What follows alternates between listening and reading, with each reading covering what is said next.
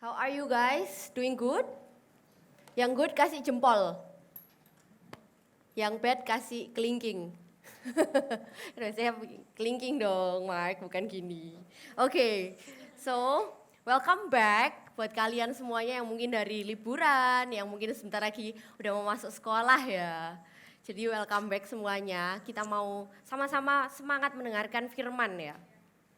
So, as you guys know, 1 bulan ini kita membahas tentang discipleship gitu, atau pemuridan, di mana kita menjalani sebuah proses pertumbuhan rohani bersama-sama dengan orang-orang di sekitar kita, membagikan apa yang kita miliki, dan kita juga boleh semakin serupa dengan Kristus. Kalau dari apa yang aku belajar di atas minggu lalu di Sanctuary, discipleship adalah mengikut Kristus dan memiliki relationship yang bertujuan gitu. Tujuannya ya semakin menjadi serupa dengan Kristus. Dan kalau minggu lalu Wester Indah sudah berbicara tentang unscary discipleship, hari ini aku akan membahas sedikit tentang attitude. Seperti apa sih sebenarnya attitude yang Tuhan mau kita adopt gitu, yang mau kita tunjukkan di sekeliling kita gitu, dalam lingkungan kita, terutama di dalam pemuridan, dalam discipleship. Dan aku beri judul Attitude of a Disciple. Nah, definisi attitude itu sendiri is a settled way of thinking or feeling about someone or something, typically one that is reflected in a person's behavior. Jadi ada yang namanya sikap dan perilaku yang kita lakukan, yang bisa orang-orang sekitar kita tuh rasakan gitu, yang bisa orang-orang sekitar kita tuh lihat.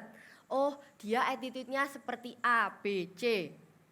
Nah, mungkin di sekolah kalian masing-masing juga pasti aku yakin attitude itu sangatlah penting gitu ya. Sering di-highlight sama mungkin guru kalian. Buktinya apa? Ada yang namanya, mungkin kalau aku dulu nyebutnya SP atau surat peringatan. Atau mungkin sekarang di sekolah kalian ada yang ngomongnya poin ya. Semakin nakal, semakin banyak pelanggaran, semakin buruk attitude-nya, semakin besar poinnya, dan seterusnya gitu. Nah, bahkan mungkin kalau di sekolahku dulu, kita tuh sampai dihukumnya tuh yang disuruh lari muter lapangan, disuruh menyalin kata berapa ribu kata gitu. Bahkan yang terlihat simple pun mungkin kayak, Miss sorry, Bu sorry telat, tadi macet, itu kan terlihat simple ya teman-teman, tapi itu aja ada konsekuensinya gitu loh. Pasti kita mendapatkan sebuah konsekuensi, mendapatkan sebuah hukuman. Itu menunjukkan, those things menunjukkan seberapa pentingnya attitude yang kita lakukan dalam kehidupan sehari-hari kita, di dalam lingkungan kita. Gak cuma di sekolah, gak cuma di rumah, dimanapun kita berada. Nah, hari ini aku akan membahas sedikit dari surat Paulus kepada Timotius di 2 Timotius 2 ayat 2-7. Aku akan bacakan cepat aja. Dikatakan, semua ajaran yang sudah kamu dengar ketika saya mengajar saudara-saudari seiman, ajarkan dan percayakanlah itu kepada saudara-saudari yang lain juga. Khususnya mereka yang mampu mengajar dan yang akan setia meneruskannya kepada orang lain lagi. Menjadi pengikut Kristus Yesus ibarat menjadi tentara di medan perang. Karena itu kamu harus kuat bertahan menghadapi segala penderitaan. Seorang tentara yang sedang bertugas tidak menyibukkan dirinya dengan berbagai pekerjaan lain, karena dia mau menyenangkan hati komandannya. Menjadi pengikut Kristus juga ibarat seorang olahragawan di gelanggang pertandingan, atau seorang petani. Olahragawan yang bertanding sesuai peraturan akan menerima mahkota kemenangan. Dan petani yang bekerja keras pantas menjadi orang pertama yang menikmati hasil panennya. Renungkanlah contoh-contoh tadi dan kiranya Tuhan memberimu kemampuan untuk memahami hal-hal ini lebih lagi. Ini adalah sebuah surat yang dituliskan oleh Paulus untuk Timotius gitu, kepada Timotius, sebuah pesan. Dan dari surat ini kita akan belajar, tadi nggak connect ya. Kita akan belajar 3 types of attitudes yang sebenarnya Tuhan ingin kita lakukan di dalam discipleship. Yang pertama ada attitude of a soldier atau sikap layaknya tentara gitu. Di ayat yang ketiga dan keempat tadi, menjadi pengikut Kristus Yesus ibarat menjadi tentara di medan perang. Tentara yang berada di medan perang. Nah, seorang tentara itu kan gimana ya, pekerjaan yang berat lah ya, kita semua tahu, kita mungkin sering lihat di film-film gitu. Dan dikatakan, karena itu kamu harus bertahan menghadapi segala penderitaan. Seorang tentara harus bersedia menghadapi kesulitan, menghadapi penderitaan, karena itu bukanlah sebuah task atau sebuah profesi yang mudah. Mereka diharapkan untuk mau dan mampu menanggung kesulitan untuk mencapai tujuan mereka. Apapun itu tujuannya ya, mungkin membela negaranya, mungkin mencari kebenaran, apapun itu. Untuk mereka boleh endure hardship, untuk mereka boleh terus bertahan di dalam kesulitan. No real soldier, or at least good soldier, ever gave up simply because some hardship came to them. Gak mungkin, gak ada tentara atau at least tentara yang baik gak akan menyerah hanya karena mengalami masalah atau mengalami kesulitan gitu. Pernahkah kalian melihat di film gitu, kalau film-film yang perang-perang gitu ya, ada sebuah, misalnya seorang tentara yang sedang berada di medan perang, terus mendapatkan musuh gitu, berat gitu, terus tiba-tiba, aduh aku mundur deh. Pernahkah kalian melihat film seperti itu? Aku sih nggak pernah ya. Jadi, atau biasanya kan di film-film itu very inspiring ya, semua all the soldiers are inspiring, they are heroes. Jadi nggak mungkin mereka itu menyerah di tengah medan perang, nggak mungkin mereka itu mundur gitu. Nah,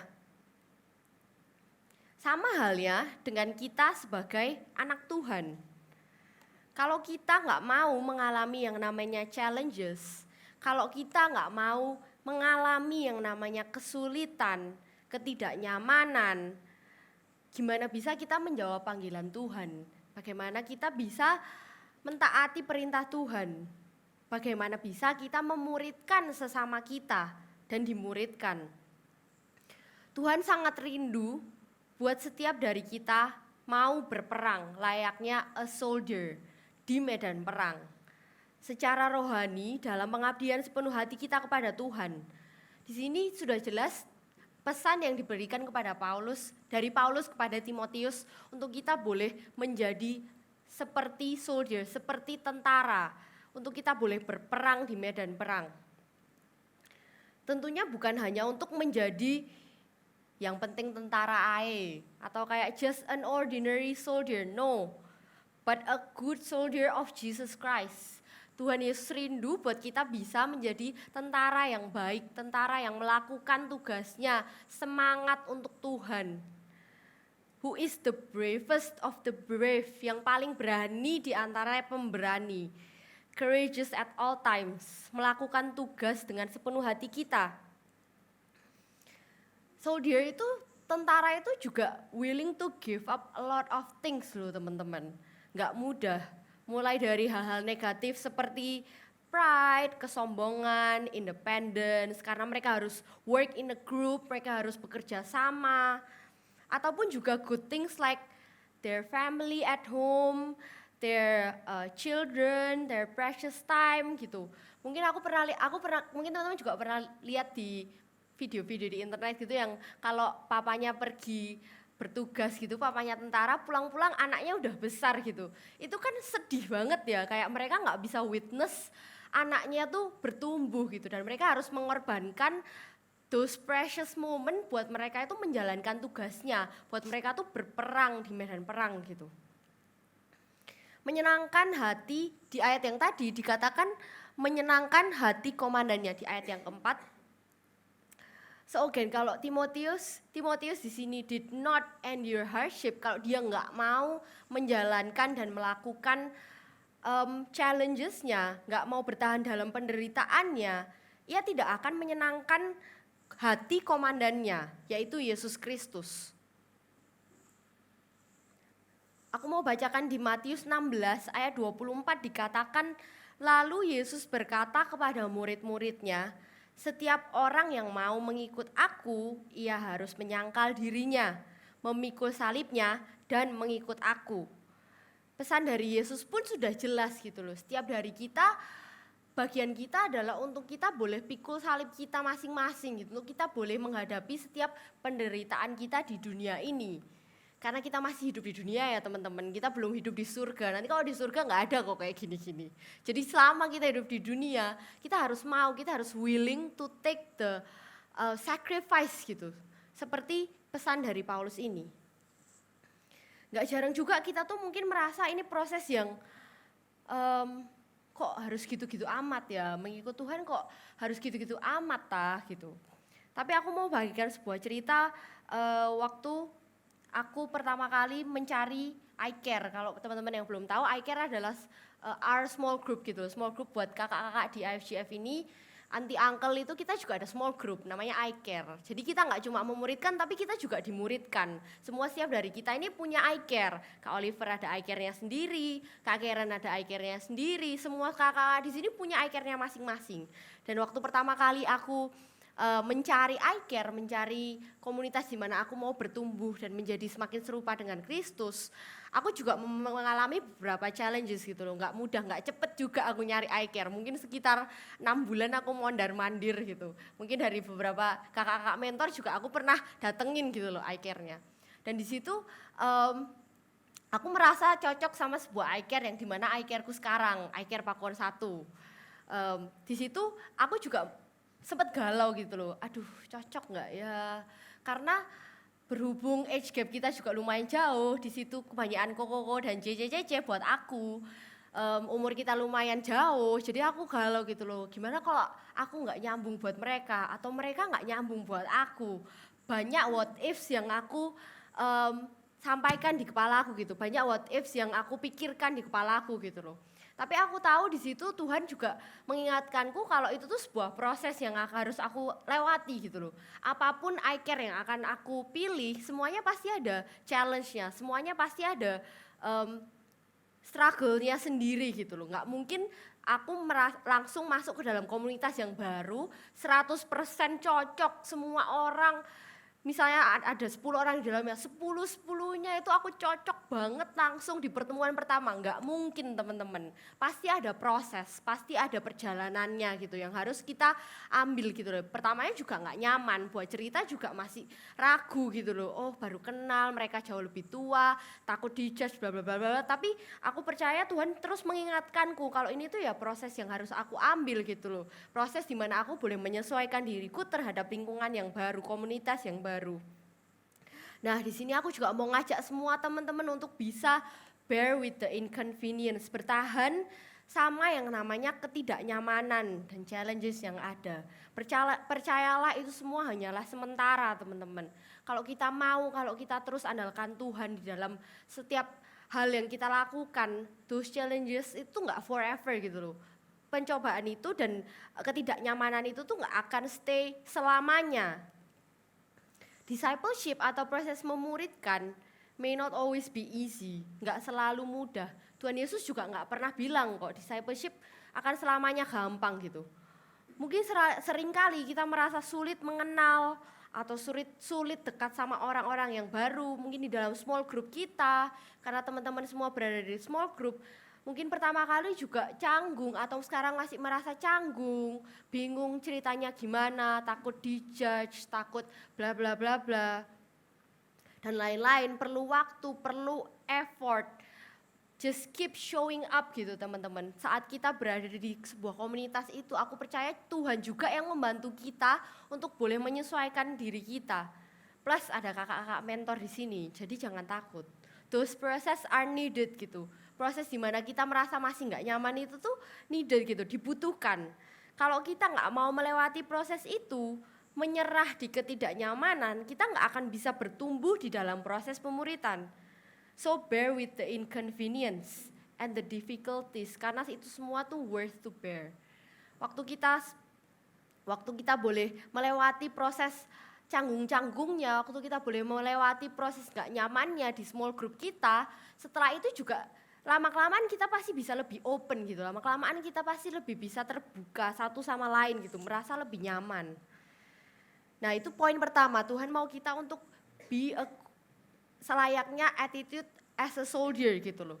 Layaknya tentara di medan perang, poin yang pertama. Yang kedua ada attitude of an athlete.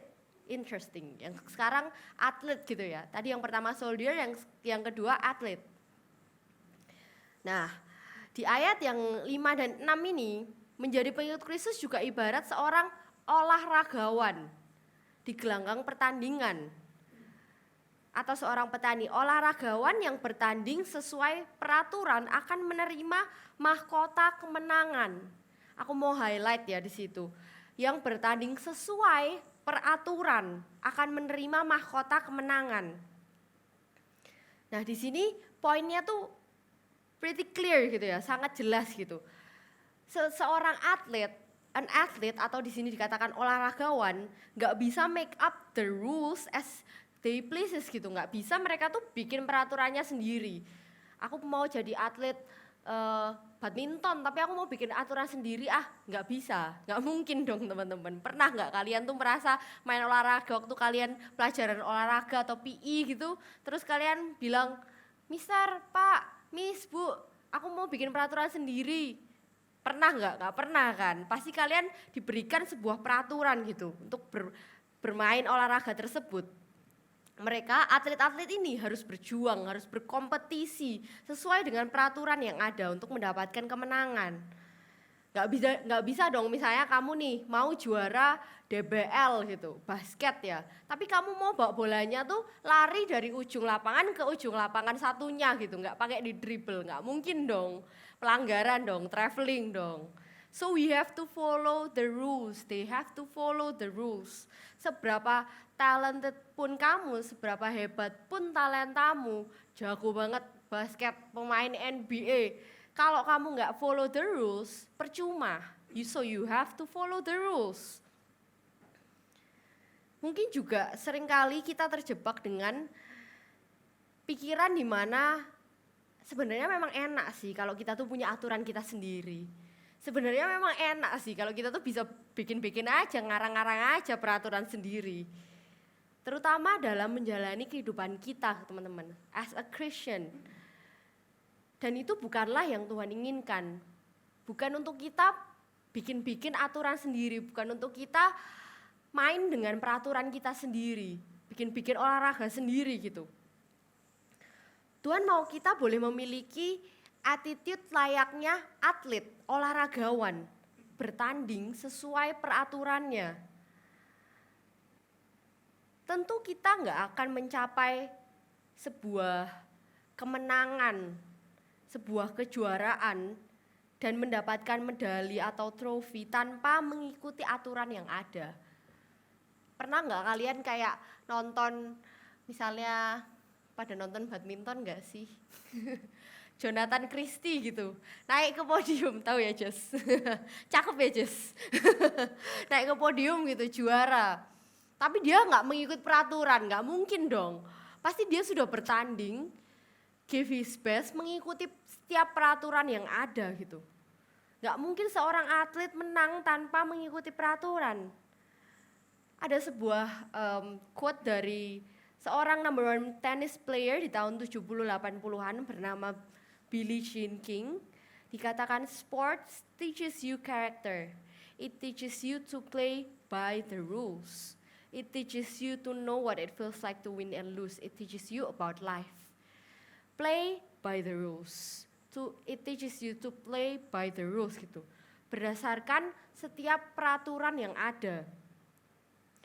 Sama, untuk menjadi seorang leaders pun perlu mengikuti rules yang ada. Aku mau memberi contoh buat kalian yang nggak tahu, di sini beberapa teman-teman mengikuti kelas Grow and Serve, di mana ada mereka belajar untuk menjadi leader, untuk memimpin yang nantinya akan menjadi I-Care di youth. Ada proses, ada peraturan yang mereka harus jalani. Nggak bisa mereka bypass the process, nggak bisa mereka kayak siapapun aja, oke, jadi leader gitu, nggak bisa gitu. Mereka harus mengikuti peraturan yang ada juga, teman-teman. Tuhan rindu buat kita boleh hidup kudus. Tuhan rindu buat kita boleh mengikuti peraturan yang Tuhan sudah berikan, perintah dari Tuhan. Jangan sampai kita menyepelekan yang namanya grace, yang namanya kasih karunia. Merasa kayak Tuhan baik, gak apa-apa berbuat dosa, nanti juga diampuni. Hidup sesuka hati kita. No, teman-teman. Setialah di dalam imanmu. Setialah di dalam setiap peraturan yang Tuhan mau berikan kepada kita.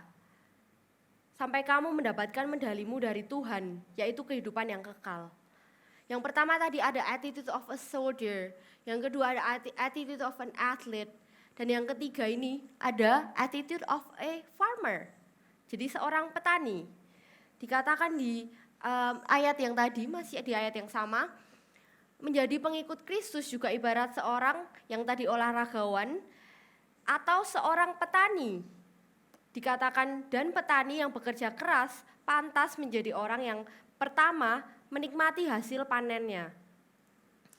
Di sini pesan Paulus kepada Timotius yaitu Paulus rindu untuk menyampaikan bahwa Timotius harus memiliki attitude like a farmer gitu, layaknya seorang petani. Apa sih maksudnya?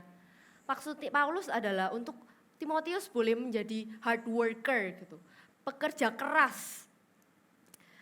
Dan in the same way, semua yang melayani dan mengikut Tuhan pun harus menjadi pribadi yang mau bekerja keras, yang mau do the hard work. Enggak seperti di poin pertama dan poin kedua tadi yaitu becoming like a soldier and an athlete. There is nothing glamorous about being a farmer. There's nothing cool atau ada yang dijunjung gitu loh dari being a farmer atau the work of a farmer. Soldier itu sering dibilang heroes, they are pahlawan gitu. Atlet menang, naik podium, dapat medali, dapat trofi, semuanya mereka mendapatkan banyak apresiasi dari orang-orang sekitar mereka. Tapi a farmer, apa teman-teman? Pekerjaan yang mungkin kotor, panas, nggak mendapatkan banyak apresiasi, and yet they still give their best and work hard. Mereka tetap bekerja keras gitu.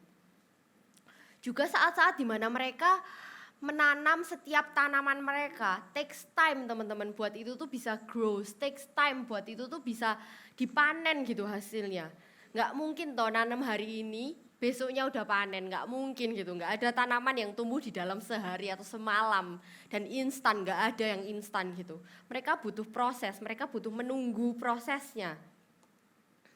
Di ayat tadi juga dikatakan, dan petani yang bekerja keras pantas menjadi orang pertama yang menikmati hasil panennya. Maksudnya apa sih?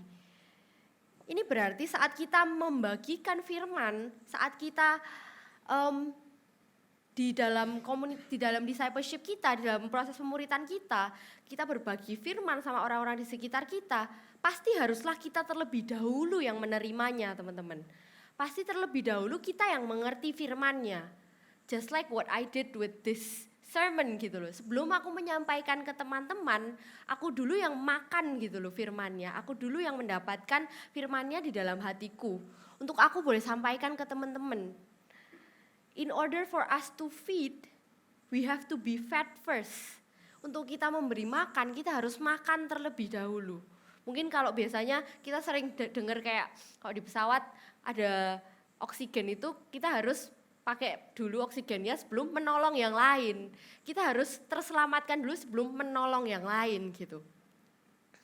Bagaimana kita bisa memberi makan firman kalau kita sendiri nggak memakannya gitu. Kalau kita sendiri tuh nggak consume. So hard work itu tuh an attitude yang Tuhan sangat rindukan untuk kita boleh adopt, untuk kita boleh tunjukkan kepada teman-teman kita, untuk kita boleh tunjukkan di sekitar kita. Dalam kehidupan kita, terutama dalam discipleship, teman-teman. Kalau kita nggak mau menunggu dengan sabar, kalau kita nggak mau do the hard work, selayaknya seorang petani, kita nggak bisa panen hasilnya. Gimana caranya petani bisa panen kalau in the first place mereka nggak pernah nanem gitu loh. Kan nggak mungkin ya.